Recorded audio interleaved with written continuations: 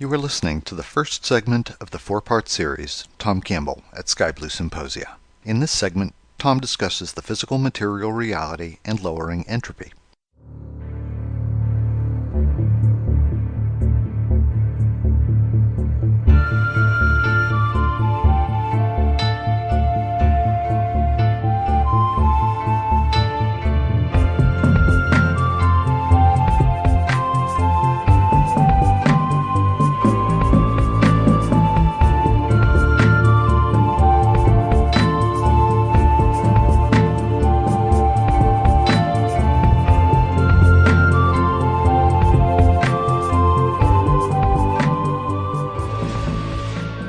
Welcome to SkyBlue Symposia, a convivial gathering for stimulating conversation and a free interchange of ideas.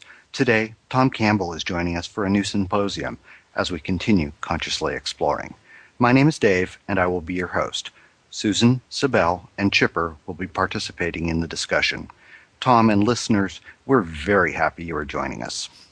Well, hello, everybody. I'm very happy to be here. This is always a fun group to talk to. We're very happy to have you back. And let's just get right into it, if you don't mind. The first topic area we'd like to venture into is physical material reality, and Sibel will lead off the exchange as we begin consciously exploring. Hi, Tom. This is Sibel. I've noticed that there are pieces of the simulation that seem to be rarely used, like the great biblical floods in history, but they're kind of still hanging out in our consciousness. And a modern thought about this might be worries about sea level rising. Why do you think that these pieces hang out like that? Okay, well, that is an interesting question. The phrase "still hang out in our consciousness" indicates a narrative or idea that is fundamental to our nature, while rarely used kind of indicates that such concepts are metaphoric and systemic rather than, say, immediate. That is, they hang out mainly in the margins of our awareness and experience rather than in the center of our day-to-day concerns and experiences. There are, after all, disasters, both small and large, in our history. From Pompeii being buried in volcanic ash to the dinosaur extinction and the hundreds, if not thousands, of wars and famines and pestilence, both ancient and modern. And we seem to dwell on all of them long after they are as much myth as they are fact. Moreover, we as a race have a propensity to invent new reasons to fear whatever lies just ahead in our future. Like, remember the communist threat of the 1950s, or maybe the current threat of 2012. Mm-hmm. So you ask, what is the point? What is it that's fundamental to our nature here? And of course, the answer in one word is fear. That's what's fundamental to our nature here. We humans are driven by fear. Fear permeates all we do and think. Our egos, needs, wants, insecurities, and hopes are all derived from fear. Fear is so pervasive in our being, so common and everyday that we wallow in it. We dream about it and are entertained by it. And not just disaster or horror movies, but I'd say, at least 95% of our movies, plays, and songs are about struggle. They describe fights, both literal and figuratively. The focus is on the negative, things, events, people, or dire circumstances that must be overcome. And what about the news? Well, that's obviously mostly fear-based and mostly negative. In general, if it's not scary or negative, it's not news, it's not in history books.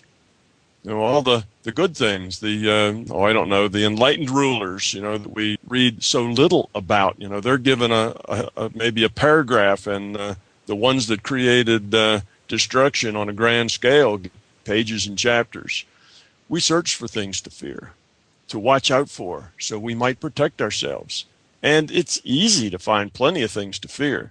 But if we run out, we simply make something up, invent problems.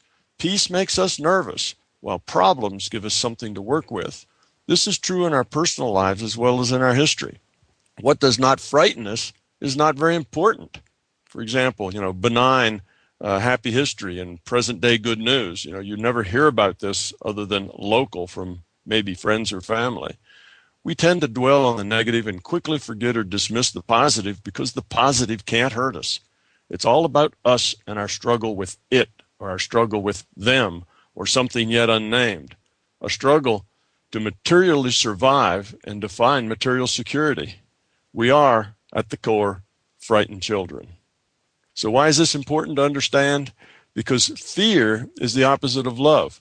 We understand fear explicitly and implicitly, but love eludes us and confuses us. What does it mean to become love? People ask, is unconditional love possible for real people? Well, if it's not unconditional, it's not love. Our goal is to let go of fear and become love. Do you see about how far we are along in this process? That's why disasters as old as the biblical flood still hang out in both our personal and our collective consciousness. We are deeply fearful people and feel that such information is important to keep us safe. We frightened children need to remember and be aware of everything threatening that has ever happened or that could possibly happen yet, because within our little picture, we are neither safe nor secure. Death stalks us always. So I think that's why we connect emotionally at a fundamental level with these disasters, whether they're biblical or current day or imagined. It's just us and our fear kind of resonating with the negative. So it's just a constant challenge of identify fear and say, do you want to go there? I think we're attracted to fear. I mean, people will sit in front of their TVs and, watch the news and other things that are mainly about fear, about frightened people and terrible things that are happening to them. Nobody's going to sit in front of their TV and, watch good news. We're not drawn to that. So I think the fear-based things are very big and powerful in our awareness, whereas the good things they're not that important to us because they're not scary. They don't threaten us. So it's a matter of us being focused on our fears, and our fears, unfortunately, being a very large part of who we are. Yeah, thank you. And I'd like to bring Susan into the conversation. Susan?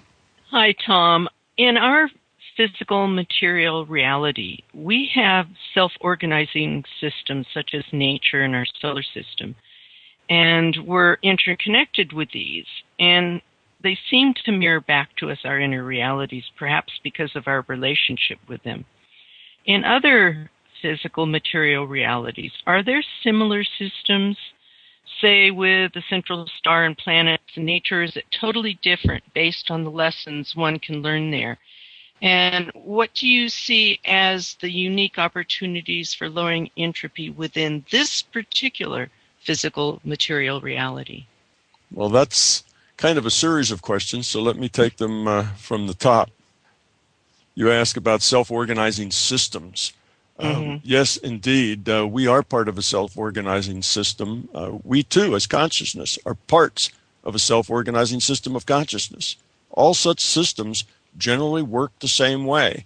Potential possibility and time eventually find lower entropy expressions that are stable enough to evolve to even lower entropy configurations, and after that it's just a matter of evolution takes in. So that's kind of how that works. In other PMRs, you say, are there similar systems in other PMRs? Yes, there are similar systems. Among other PMRs, that are most common underlying structure is that they are all virtual realities, and they are all in their own way trying to evolve, which is, again, that self-organizing principle continuing to chug on where there's room to chug. Digitally stimulated structures generated from scratch are not random, okay, like our consciousness. They're not random, but they are based upon rule sets, and they're stable enough. Structures are capable of long-term evolution, of great novelty. They're not easy to come by. That's why we don't get a great variety of these other PMRs, because there's just a certain number of rule sets and a certain number of parameters and input constants that'll create a system that's long-term stable. If it's not long-term stable, then it's not useful as a virtual reality. There are others, yes. And is it different there? Are the lessons the same? Well, the lessons are very similar in their fundamental nature. In other words, it's all about growing up, decreasing entropy, becoming love, and that's true across all of them because we're all consciousness. Therefore, we all have kind of the same goals. But each reality frame has its own unique outcome since evolution begins as a statistical process. You see, it starts as a statistical process. So, if we went back 20 million years and kind of could reset back to that time and then let it start to evolve again, it's unlikely we'd end up with just what we have now. We'd end up with something different because a lot of those processes were random processes. Things happen and then you build from that. That's the way evolution works. We'd have to start with the whole universe, just back the universe up 20 million years and then let's see what happened. It wouldn't be this. It would be something else.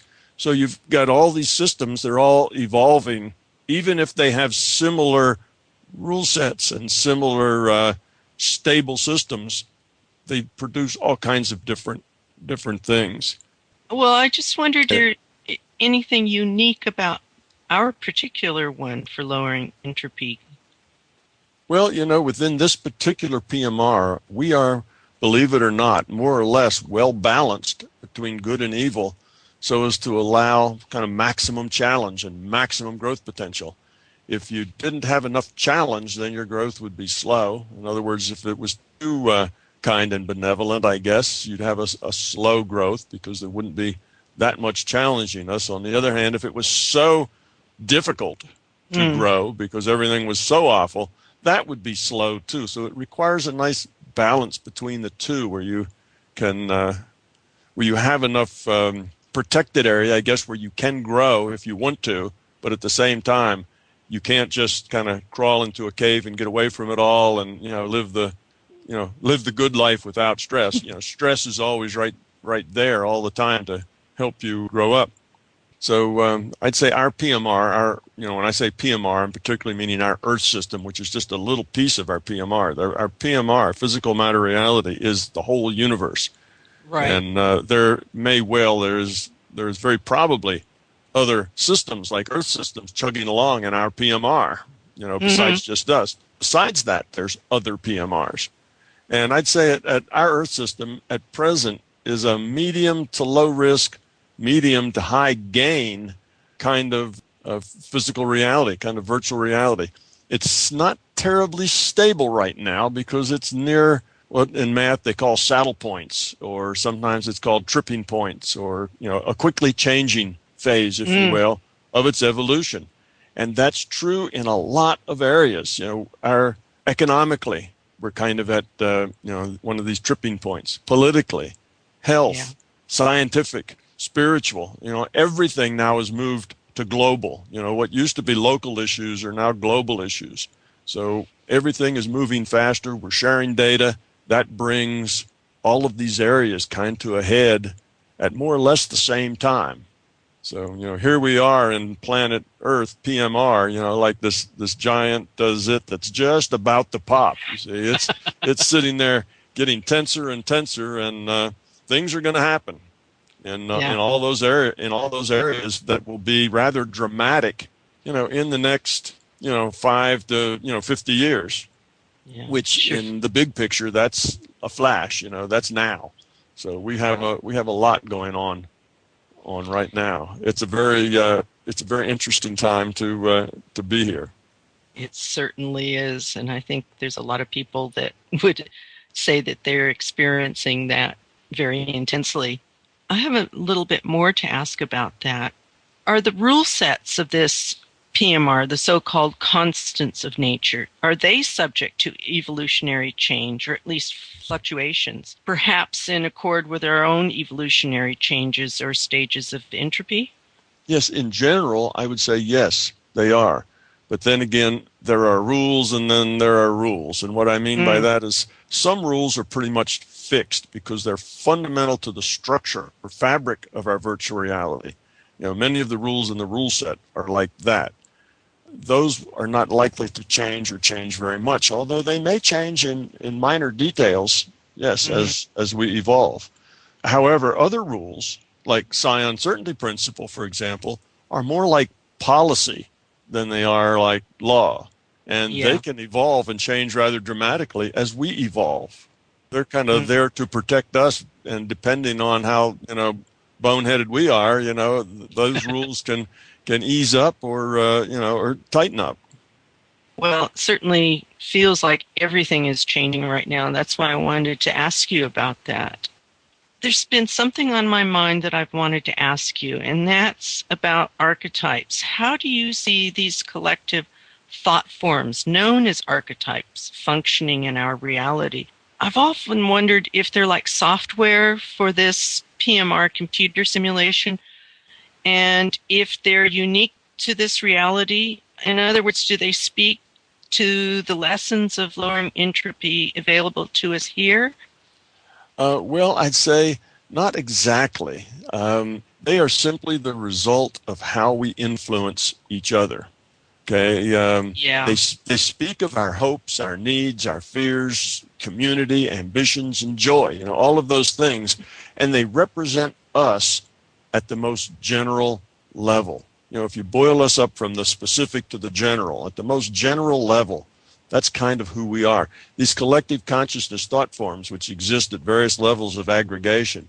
And what I mean by that is you get kind of collective consciousness forms that are a family oriented, where people in families know what direction, where the wind's blowing, how to go, kind of what the overall, archetype for that family is, and also for businesses, for institutions, for countries, as well as for the planet, so we have those that go from tribal all the way up to international.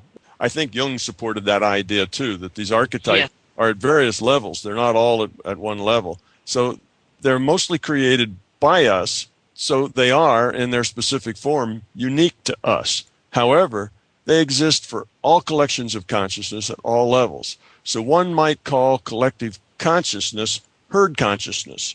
So they provide some collective inertia, drag and push both to the process of change. That is, they make us not so vulnerable to whims and fads.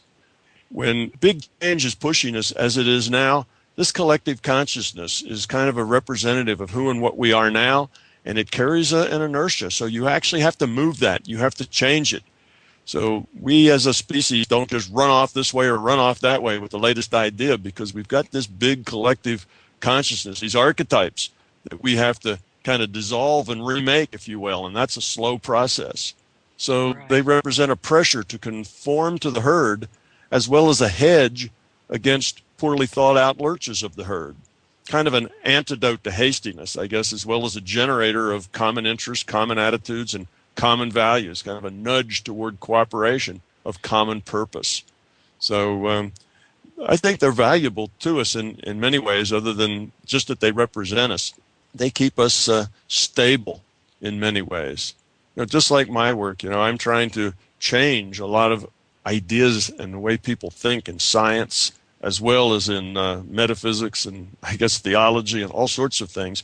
But that change will come slowly. If it came quickly, then it really wouldn't be very deep. It wouldn't run, it wouldn't run strong or deep. It would just be faddish. And that's partly because of this collective consciousness inertia that has to be overcome. And I think that's a good thing. I know we kind of curse it and shake our heads at it when it's holding us back, but on the other hand, it holds back a lot of silliness as well. So it's I think in our best interest that we just have to have an uphill battle that lasts a long time, but eventually when it changes, then it's like a big tidal wave. When it changes, and it's not just easy to pull that momentum out of it. It's not easy to stop that change. So all of that's just the way it is. Common consciousness is basically a vector sum of all the consciousness that are in the group. If you have a mob, then that's a group consciousness, and everybody acts as bad as the worst person in the group. It's that sort of thing. You devolve to lower levels. If you have a group of people that are around someone very spiritual and very learned, they all seem to lighten up and get pulled up a little bit. It's that same thing. It's kind of the vector sum of all of it. And if we take vector sums across the whole planet, then those are the really big general archetypes. If we take them across our our own culture, Western culture, then those are more, it's a smaller set of cultural archetypes. So that's, I think, they're just us, just our consciousness aggregated at a high level. But it also sounds like nobody's going to be left behind, so to speak, as well. Yes, we're all sharing in this.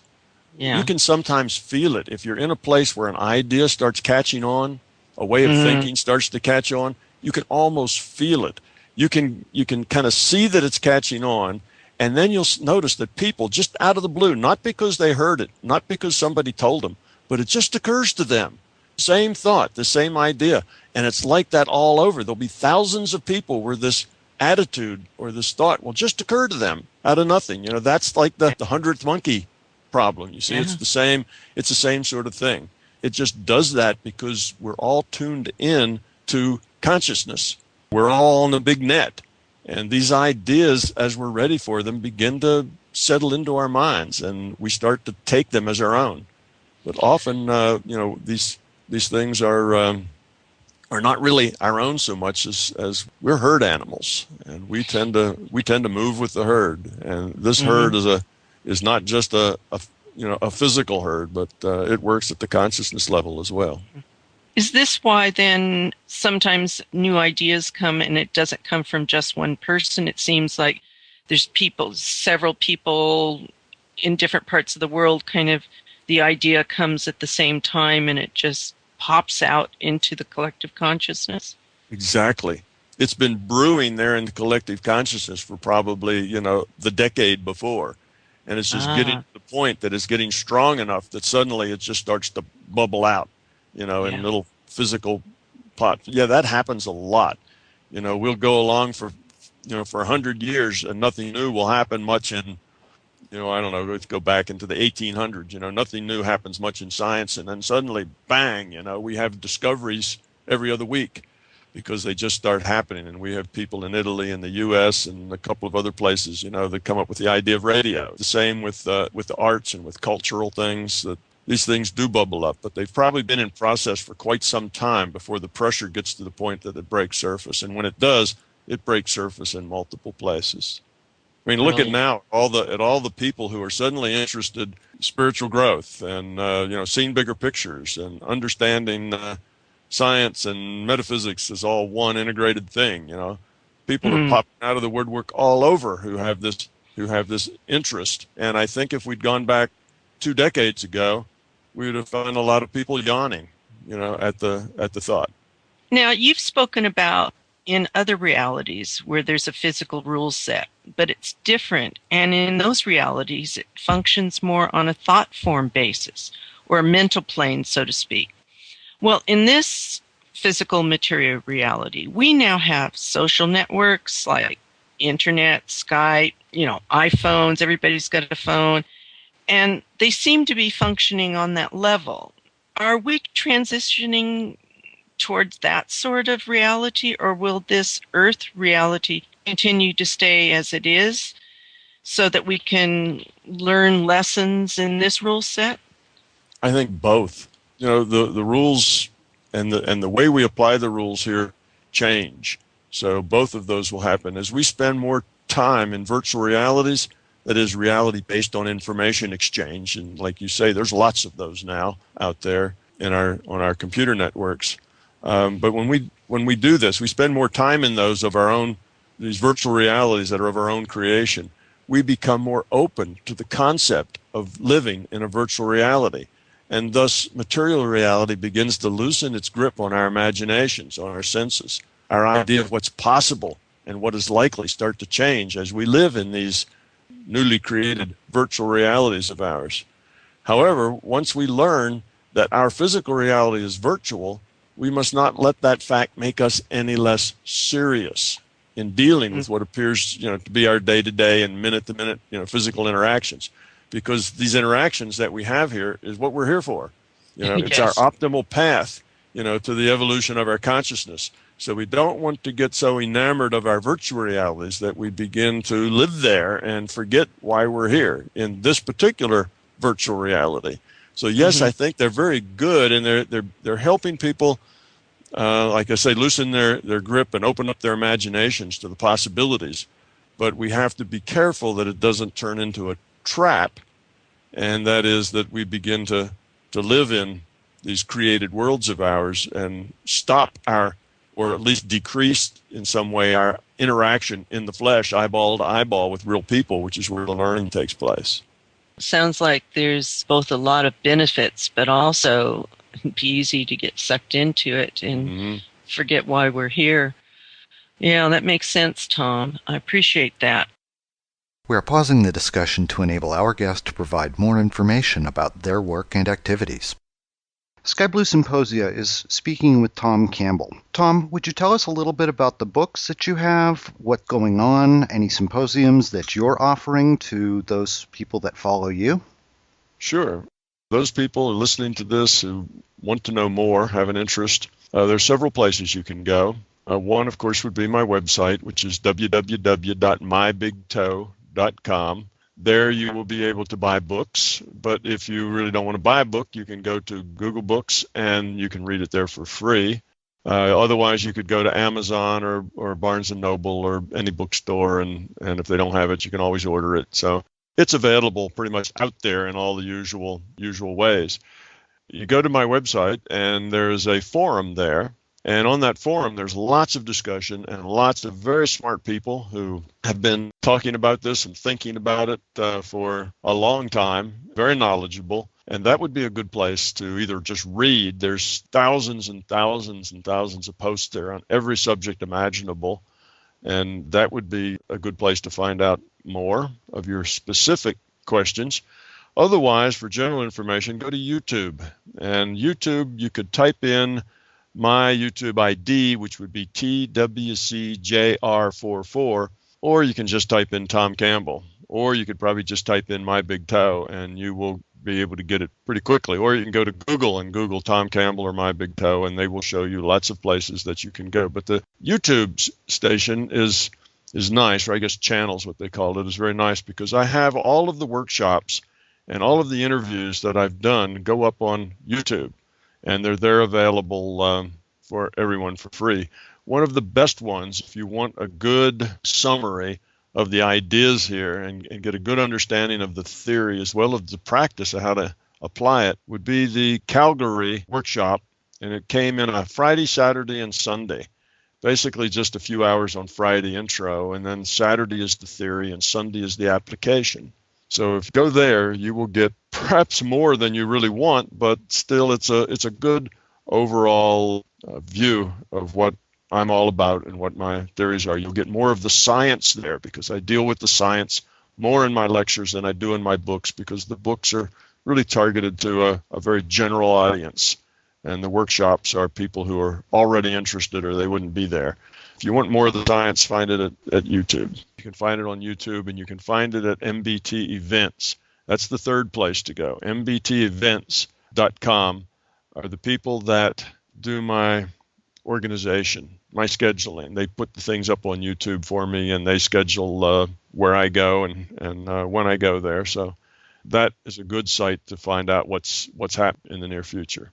Well, that's about it. So I urge everyone to look into more detail, because in an interview like this, it's very difficult to give you enough detail to answer even your most fundamental questions. It's kind of a quick pass over the top of a lot of very interesting ideas, but there's really not a lot of time for deriving the answers that I give. I just state them, and that's that. You kind of have to take it at words value, and that's sometimes not good enough for a lot of people. They'd like to see, well, why did he say that? Where did that come from? Well, you'll find it on YouTube and in the books. Thanks, Tom.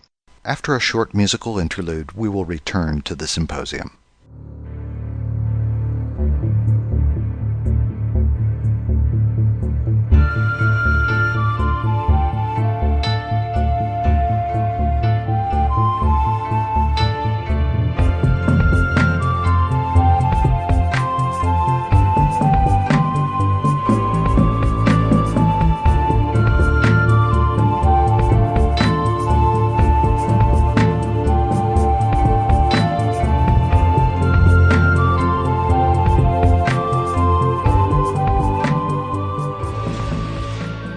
going to shift the conversation over to reducing entropy. Susan? Do you sense that at this time there are more what some would call struggles and others would see as opportunities being generated to challenge and break down our fears and belief system? I think it seems to me we're manifesting a lot of our fears right now. And if so, what does this say about our consciousness? Okay, well, yes, we are manifesting a lot of fears. Like I said before, we are near a saddle point. Again, that's a math term. It means basically an unstable point where you could slide off this way or that way, a tipping point. We're in a very quickly changing phase of our evolution right now. I mean, evolution can sometimes go on for millennia and millennia and not change much. But right now, we've got a lot of change coming very fast. And I mean that not necessarily like it's going to happen tonight, but very fast in big picture terms. And it's happening very quickly. And like I said, these are economic, political, health, scientific, spiritual. We're kind of all in this big boat together now on this roller coaster, since everything now has been made global by the internet. So yes, I think that a lot is coming together. A lot is happening, and it's like this big snowball rolling down the hill. The more it goes, the more it collects, and the faster it rolls. And I think that's kind of the roller coaster that we're on right now. And yes, people are coming together. They are connecting. People are starting to pay attention to issues that never drew notice before. Yeah, a lot of struggle, and a lot of opportunities, and a lot of challenges. But wherever there is opportunity to grow, there's also risk to slide in the other direction. You don't get a choice that only goes one way. That's not really a choice. If you're going to have free will, then you have to be able to choose badly as well as choose well. So when we're in these areas of many tipping points where a lot of things are happening, then we also have great risk riding alongside of great opportunity. All of this risk creates a lot of uncertainty, and doesn't that create even more fear, or as well as an opportunity to face the fear? It does. Uncertainty creates a lot of fear. Much of our beliefs that we have are there. We create those beliefs because of a fear of uncertainty. We're not sure how this works, and we just can't stand not being sure, so we make something up and believe it, and then we're done. We don't have to worry about it anymore. So we are going through very volatile times. With this great risk and great opportunity comes a lot of volatility. We're going to have a lot of extremes, I guess, in almost all directions, all at once. But we're hoping that the middle, anyway, with this inertia we talked about with the archetypes, will move in some orderly way. See, if we didn't have all those archetypes, if we didn't have that big collective consciousness, we may kind of be whipsawed around here with these changes, but that's not so likely to happen because it'll move slowly. The herd has to get enough of a critical mass, right? It has to get together before it starts to move, and that takes some time. So I don't think it's going to get as wild and crazy as we might imagine, but it'll be wild and crazy. It'll be wild and crazy in the margins, all right. We're going to see a lot of that continuing. We've seen it in the last decade or so. We have a lot of that wild and crazy behavior out there, even over the last 2 or 3 decades. And I don't think that's going to slow down any. As we get closer and closer to this thing going pop, we're going to see a lot more of that. But I think there's still a good chance that we will slide on into a brave new world without terrible upheavals. I mean, typically you do get big upheavals when you have changes of major paradigms. And we went from the pre-industrial into the industrial age. We had lots of upheavals. We had lots of abuses. We had lots of turmoil going on then, violence and other things. And that was benign compared to, the paradigm shifts that we're ready to hop through here in the next, several decades. So yes, it's going to be a wild ride, but hopefully we'll get through it just fine. I'm very confident about that for some, I don't know, trusting about it, I guess. Mm-hmm. Yes, there'll be a lot of challenges, though. Chipper would like to join the conversation at this point. It seems that consciousness may be the lubricant that helps with that inertial grab. Mm-hmm. there seems like there's that, I don't know, I describe it as a field conglomeration of all of these individuals out there doing what they do during the day, getting together and increasing the state within which they do that, such that growth of consciousness acts as a lubricant, hopefully to ameliorate some of the ripples on the edges, I guess. Yeah, that's right. That's what happens. That's why it has to build slowly. But it does, this is the time, and it's been building. The people have been out there talking, lots and lots of people have popped out of the woodwork to help the rest of the herd kind of negotiate the turns that are coming in the next 2, 3, 4, 5 decades. I don't know, maybe the next 100 years. It's hard to say. I mean, in a lifetime, it seems like it's a really long time. But if you look at big picture time, it's in an eye blink. It's going to be really soon. We're going to see some real interesting changes. I think they're going to be good ones. But they may be rough. There may be some bad times before we get to the good ones, but I think the good ones lie ahead in any case.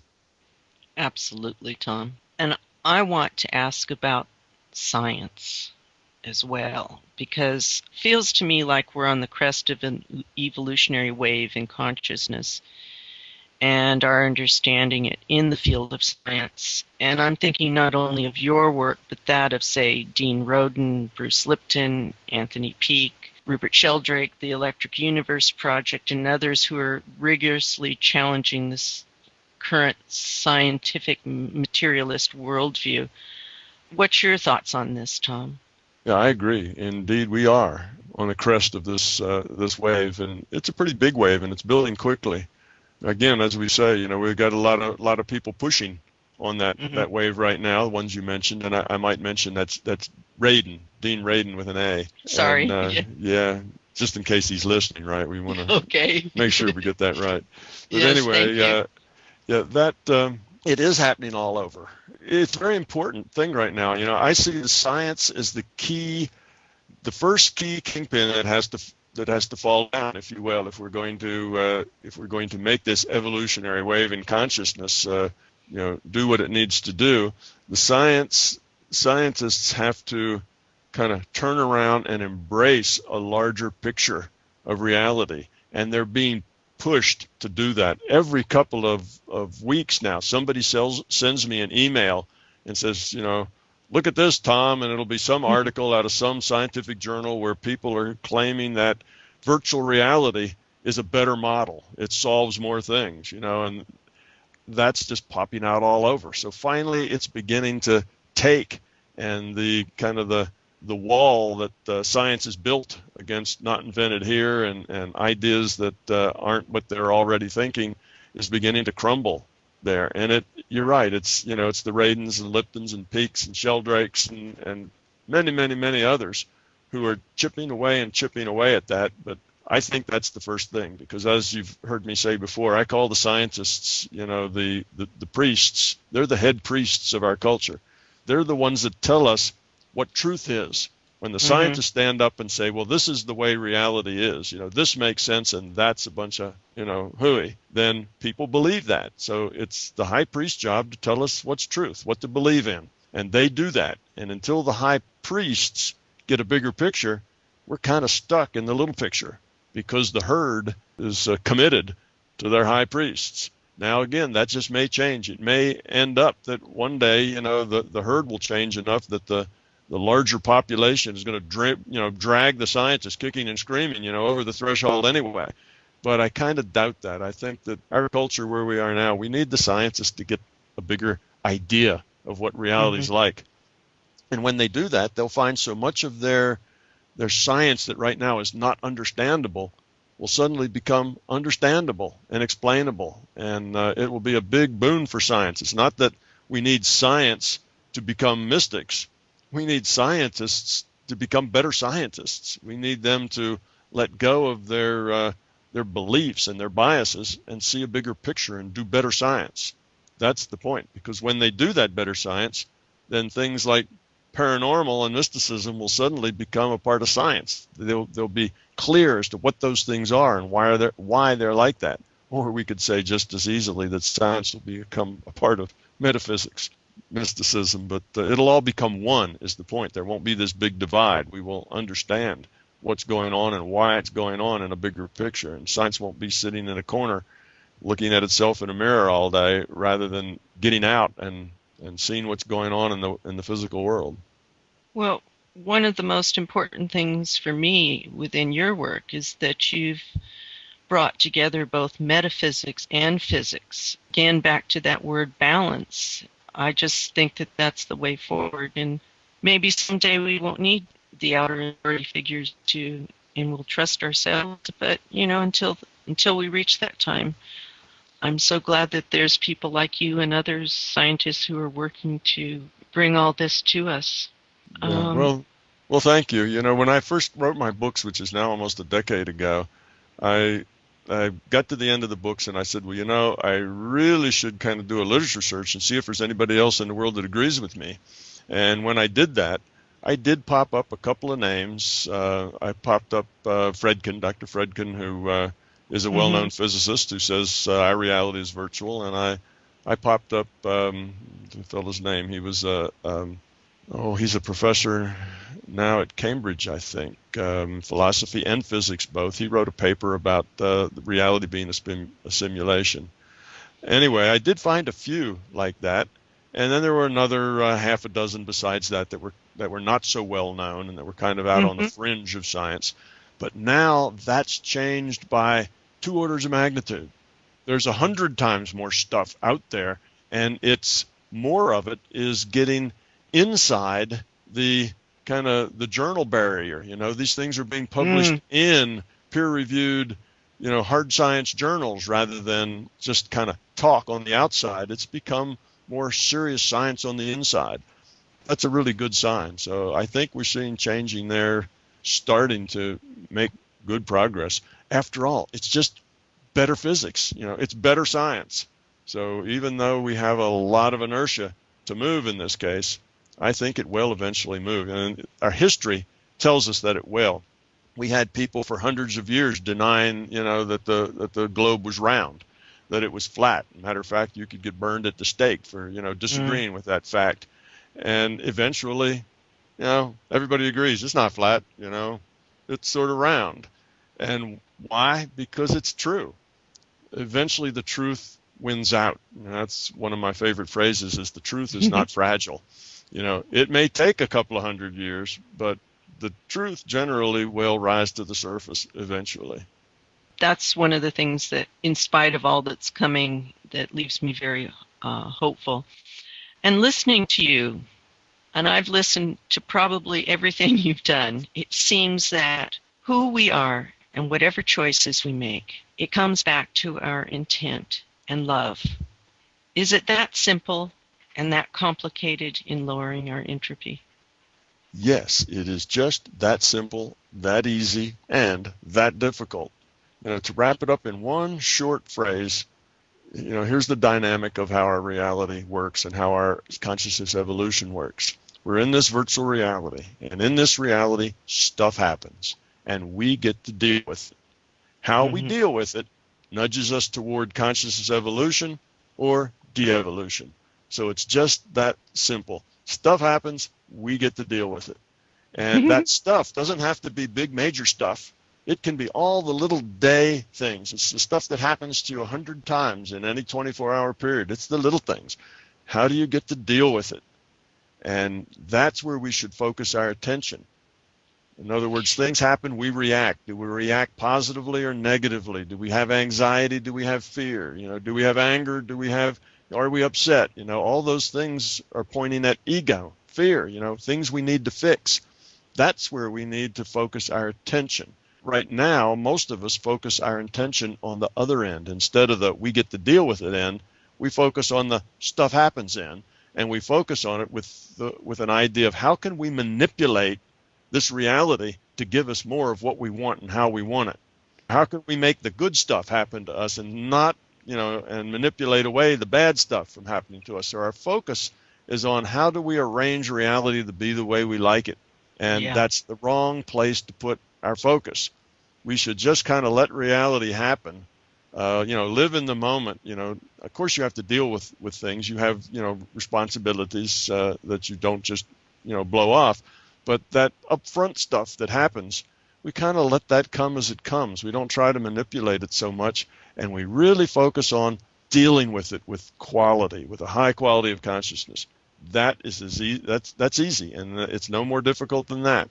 So it's pretty simple, but for most people it's hard to do because they're addicted to this manipulation in the front end. They want people to think the way they want them to think and feel the way they want them to feel and do the things they want them to do, and they manipulate that happening, whether it's trying to get your children to be a certain way or trying to get your boss to give you a raise or trying to keep the neighbor's dog from, barking all night.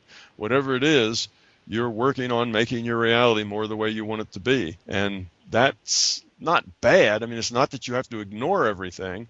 It's just that shouldn't be where your emphasis is, where your focus is. Your focus ought to be on the other end. And if you do that, and you really, are interested in growing up, and you're really interested in finding those fears and getting rid of them, it'll happen. All you have to do is do it and have the drive and initiative to stick with it, and you will succeed. So in a sense, that's easy. It's not that hard. But then that's true of almost anything. You want to play a violin? Well, stick with it. Keep working at it, and eventually it'll work out, and you'll be good at it. This isn't any different. It takes some dedication, and you have to really want to do it. If it's just kind of a fad thing coming by because you read it in a book, it's not going to make a whole lot of difference to you. Yeah, very true, very true. Tom, by living in the bigger reality, what are the benefits for lowering entropy, and what are the responsibilities that this brings? Well, a bigger picture leads to better understanding and insight, which produces an enhanced ability to be of service. Okay, so at any level of development, one is still making choices and evolving or de-evolving because of the quality of those choices. A bigger picture produces a larger reality with a larger decision space. Always has the responsibility at whatever level to use that decision space wisely, make choices that lower personal entropy. So yes, as you grow up, your reality gets bigger. Your decision space gets bigger. Your picture gets bigger. The more you understand, the more responsibility you have to use that understanding responsibly, wisely. So it all goes together. So once you outgrow this virtual reality, this physical reality, doesn't necessarily mean that you leave it and you no longer come here. It means that you now live in a bigger reality. You live in that plus other realities all at the same time. You can get a much bigger reality than just this one. And this one is huge because it's not just, your neighborhood and your job and your city, that sort of thing, but it's the whole planet. That's a pretty big reality to put your arms around. And until you can put your arms around that with love, then you're still here struggling. Thank you very much, Tom. You're welcome. This completes the first segment of the 4-part series, Tom Campbell at SkyBlue Symposia.